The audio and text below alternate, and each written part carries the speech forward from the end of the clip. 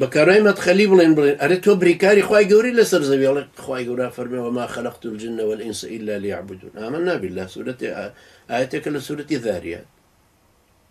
ئێمە ژوو هاڵێن بەس عیبادەتەکە کامەیە هەڵێ عیبادەتەکە مهمە تۆ قەبر نەپەرستی تەوەسل نەکەی نەڵی یا شێخ عەبدولقادر گەیلێ واوامان نەوت ئەی بیرە نەوتەکان واز لەبێنین بۆ چێ ئەی ئیداری دەوڵەتەکە واز لەبێنین بۆ چێ هەر خەڵکی ساڵح پەروەردە بکەین بۆ تاڵحانی وەکو مەلا بەختیار و کەریم سنجاری و تاغوتانەی تر چۆن وا ئەڕوا چۆن ئەمە بانگەوازی خوای گەورەیە چۆن بانگەوازی خوای پەروەردگار دێتە سەر زەوی بۆی خەڵک ساڵحکە بیانکە بە مەڕ و ماڵات بیان دێتە دەست تاڵحەکان چۆن بیرە نەوتەکان بداتە دەست تاغوتانە کە بە شەوێک 75,000 دۆلاری دۆڕانەوە بە قومار کەچی لە هەمان کاتە سەیدنا شوعەیب بچێتە بازاڕ و باز لە میزان بکە و باز لە پێوان و کێشان بکە کە نابێ ئێوە دادپەروەر نەبن تیای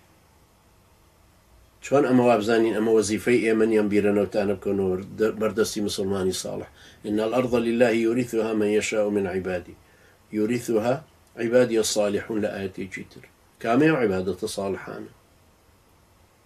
إيكا عبادة صالحان نروشتون تدافع كأن نكردوها أو طاغوتانا وريقرون ولولا دفع الله الناس بعضهم ببعض لفسدت الأرض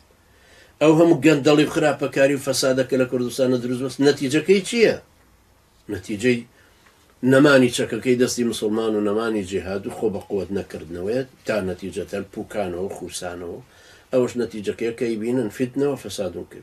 شي لو فتنة قورت لك خلق ناوري حزب إسلامي كانش ناور تجويد بلان ولا مزقوتة كان مزقوتة مي مؤممة ملا مجاورة مي جاسوسة